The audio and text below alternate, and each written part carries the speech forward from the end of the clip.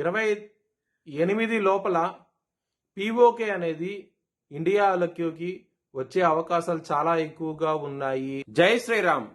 2022 నుంచి 2025 అక్టోబర్ వరకు మొత్తం 19 ప్రెడిక్షన్స్ అనేవి ప్రూవన్ అయ్యాయి. అవన్నీ నేను కింద డిస్క్రిప్షన్ లో ఇవ్వటం జరుగుతోంది. తులారాశికి అధిపతి శుక్రుడు.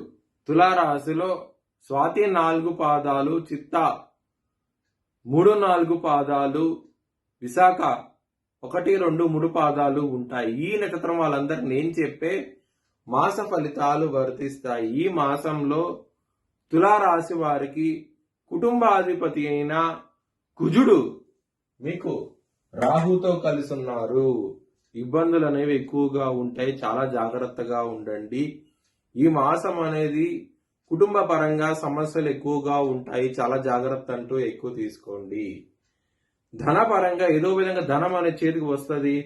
చాలా చాలా ఆనందంగా అవుతూ ఉంటారు. లవర్స్ కి మాత్రం బ్యాడ్ టైం నడుస్తోంది. పంచమ స్థానంలో రాహువు, కుజుడు, బుధుడు ఇన్ని గ్రహాలు ఉన్నప్పుడు ఇబ్బందులు ఉంటాయి. లవర్స్ కి మాత్రం అనుకూలంగా అవుతే లేదు ఈ మాసం అనేది. హెల్త్ పరంగా సమస్యలు ఉంటాయి. చాలా జాగ్రత్తగా ఉండండి. శత్రువులు పెరిగే అవకాశం ఉంటది. ఎందుకంటే 6వ స్థానంలోకి రవి శని రాబోతున్నారు 14వ తారీఖు నుంచి. ఇబ్బందులు ఎక్కువగా ఉంటాయి. చాలా జాగ్రత్తగా ఉండండి. అంత అనుకూలంగా అవుతే ఉండదు మీకు. బిజినెస్ పరంగా పెట్టుబడి ఎక్కువ పెట్టండి. మంచి లాభాలు అయితే చూస్తారు.